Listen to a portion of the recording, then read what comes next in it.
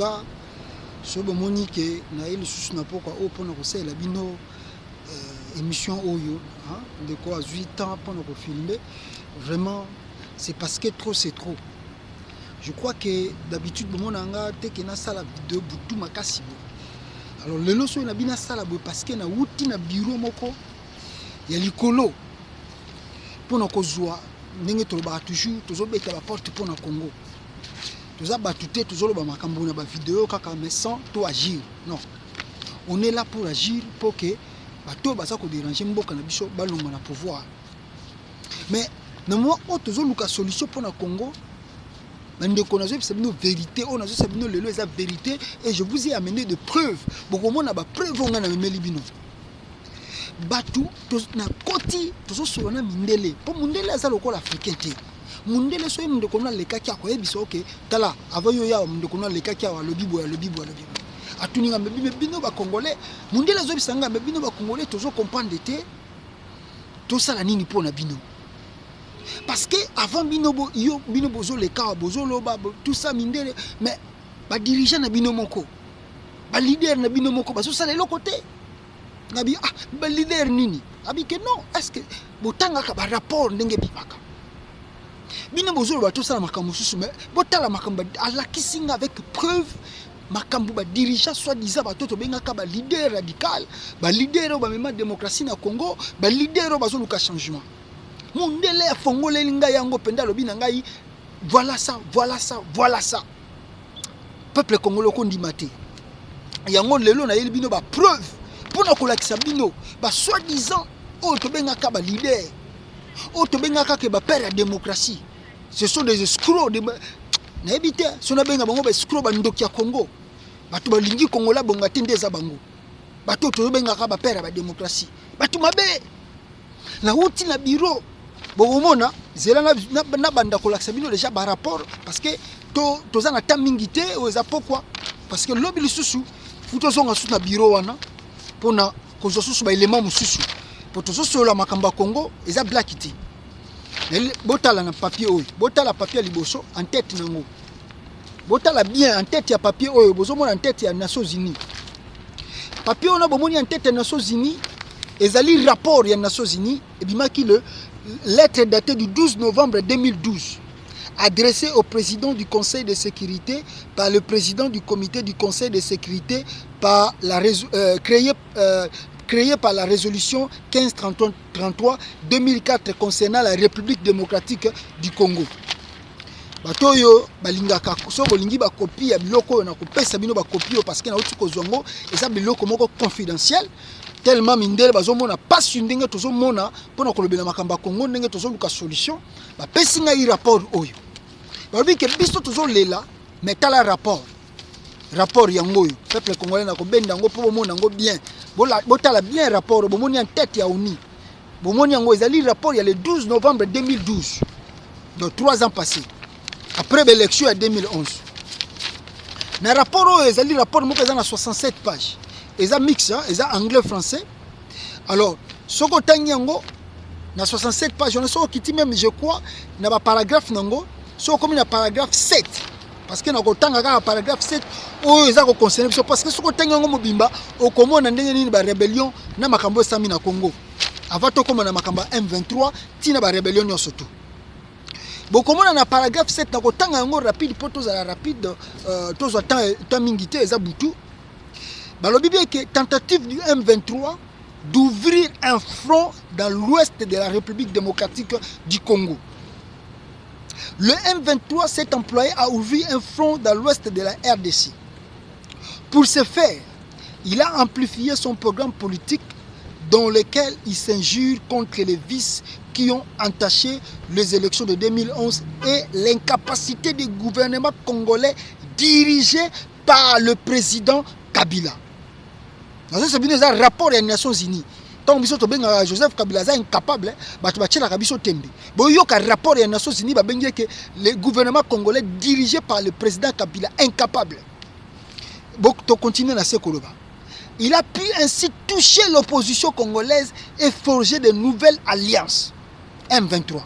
3 membres du M23 ainsi que des agents de renseignement interrogés par le groupe ont indiqué que le M23 avait établi des contacts avec l'Union pour la démocratie et le progrès social, UDPS en sigle, dont les représentants se sont rendus à Bunagana pour y rencontrer Jean-Marie Runiga, président du mouvement.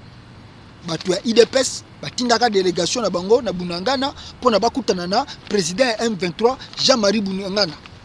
Bozoyo ka peuple congolais. Et c'est grave. Tant on a joué la parole na Léline Maï Namisu. Nandima kite que papa Tshisekedi a ko trahir biso nengo.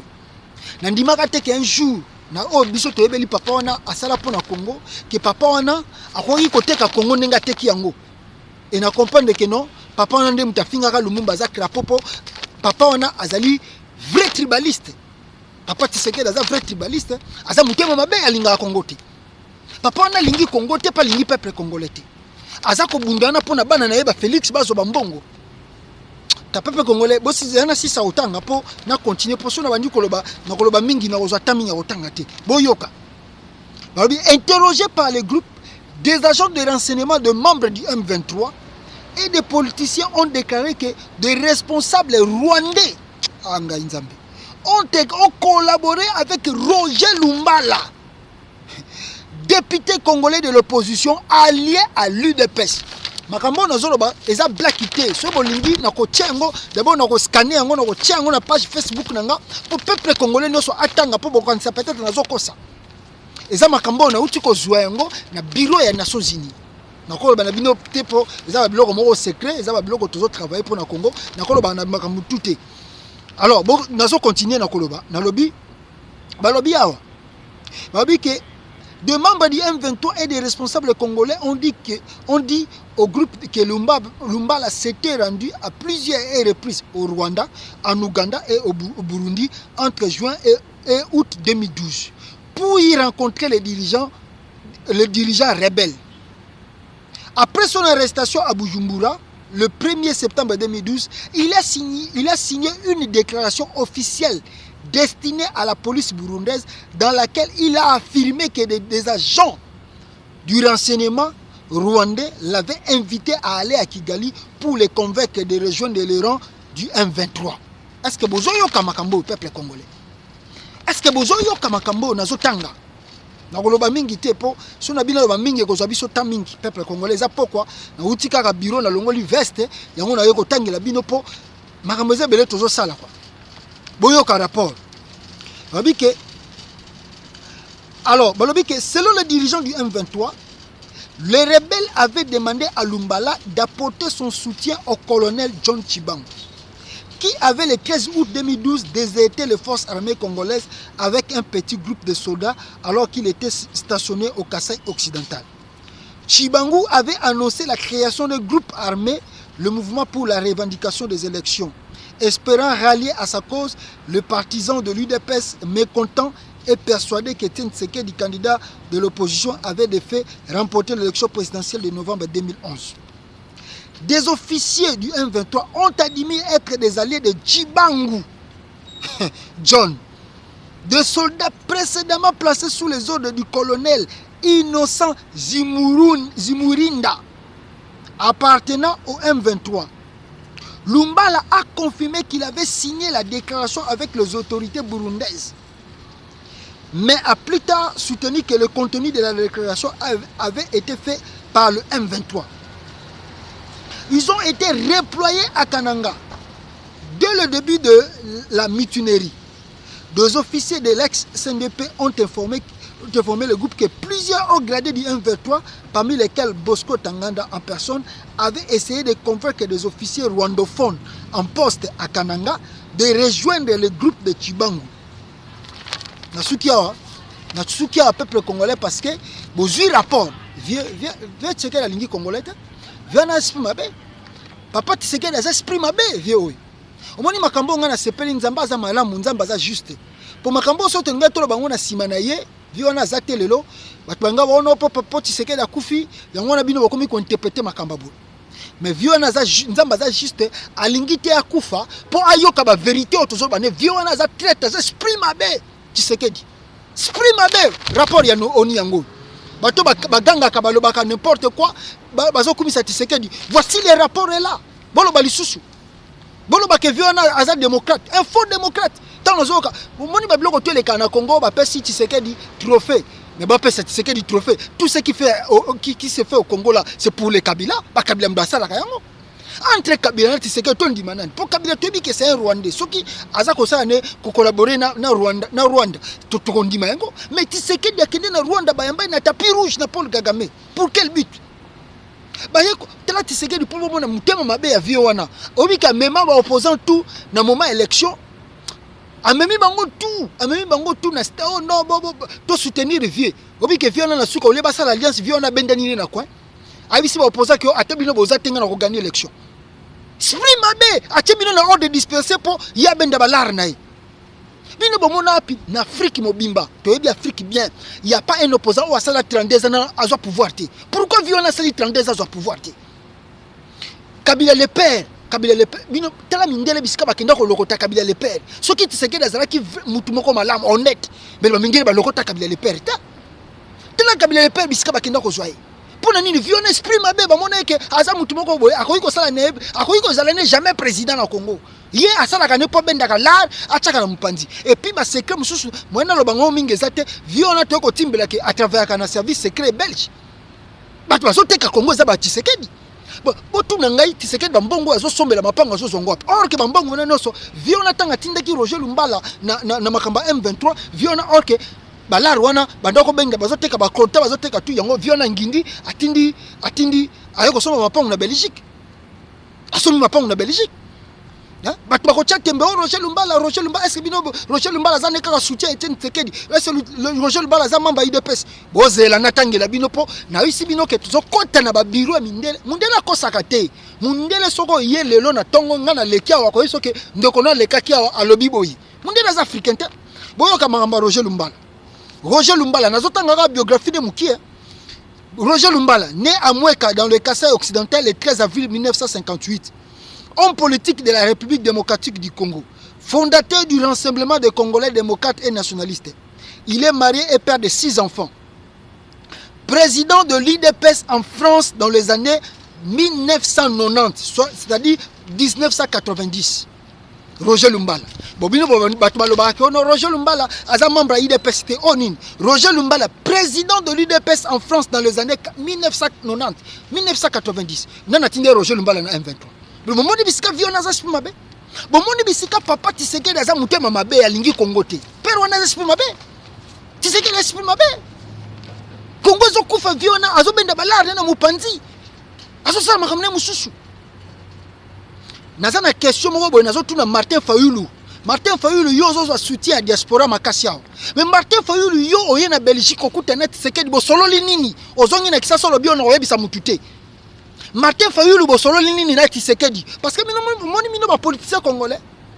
Mino de bozo ya kombrier diaspora. Botala esprit mabe ya papa wana. Kabila zo sala ba session extraordinaire pour ba kenene ba élection, bozo sala ba répartition ya ba voix.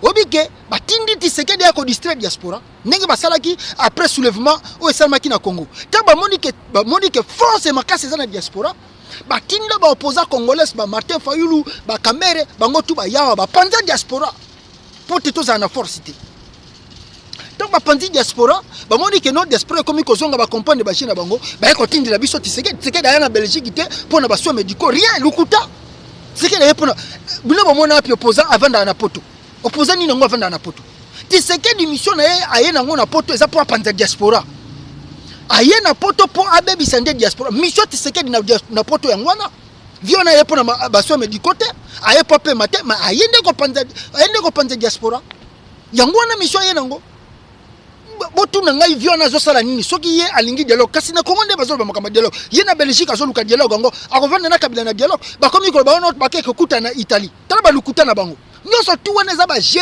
peuple congolais botika kokota na ba je wana diaspora botika kokota na ba je wana na je t'appelle la diaspora encore botika kokota na ba vie wana za ko distraire biso Kabila zo sala makambu kuna biso to ko za distraire to lobela ka dialogue tandis que to koyi ko za même na 5 à 7 personnes ba bimata ba gouverneur na makambo na ba province sika bazo ko bimisa na Congo bazo panza yango Congo yango na ba élection zo ya mais vie zo ba kaka dialogue. Nous sommes tous na lukuté dialogue eza na Congo te makamba dialogue eza te na Congo baso ko distraire biso pour rien yango na yeko senga diaspora botika Tshisekedi soka lingi dialogue akende na ye lelo toza kutu na posa ngo kutu te botika ko yoka ngo parce que ça distraction inutile soki viona lingi dialogue akende na ye ata lobi to lingi suma kambo na te po eza distraction ba ye bango ne sona ba Roger Mbala bazo me ma distraction inutile ba membre ba M23 bango wana babomi ba congolais bazu ba mbongo ba ti ko somba ba mapang na Bruxelles na ba partout bazo somba mapang hein bandoki ya Congo bango wana peuple congolais bofongola misu na bandeli susu na question nga nazo tuna Martin Fayulu oyaki ko solola na Tshisekedi bo sololi na ye nini oboyi ko yebisa vérité bomoni bino ba politicien congolais bosomona bino ba politicien congolais maele boza nango toza na bino maele mais nga nazo yebisa Kabila pona ko sukisa Kabila o to na poto ba rapport makambe bele toza nango pona yo